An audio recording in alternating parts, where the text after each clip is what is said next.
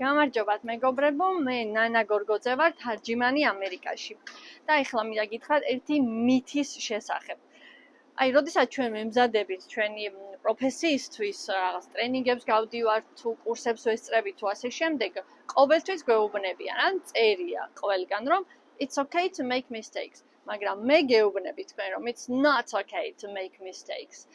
იმიტომ რომ განსაკუთრებით ამერიკაში, საქართველოში ასე ხდება, მაგრამ ამერიკაში განსაკუთრებით თუ შეცდომა დაუშვით, გადაგაყოლებენ.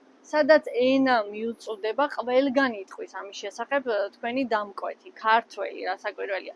წარმოიდგინეთ რაღაც შეხვედრა, რომელსაც ესწრება 10 ამერიკელი და 1 ქართველი.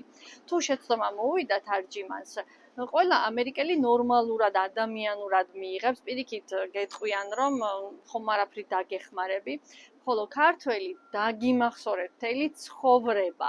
აი თქვენ კარიერას დაასამარებ, შეიძლება ასე ითქვას, იმიტომ რომ მე შემხვედრია ადამიანები, რომლებსაც უთქვამთ, რომ ის თარჯიმანი არ გამაგონო, მაგან მარჯვენა და მარცხენა არ იცის და ისე მომხვედრია გულზე, იმიტომ რომ როგორ შეიძლება ხა არსებობდეს თარჯიმანი, რომ მან არ იცოდეს მარჯვენა და მარცხენა, მაგრამ აი ასე შეუძლიათ ადამიანებს მოხსენიება.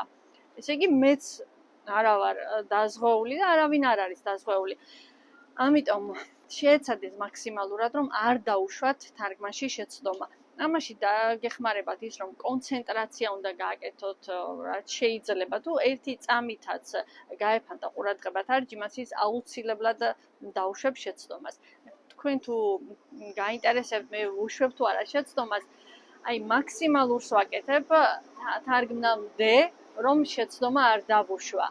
თარგმანის დროს მაქსიმალურს ვაკეთებ, რომ ყურადღება მქონდეს მობილიზებული და არ გამეპაროს არაფერი.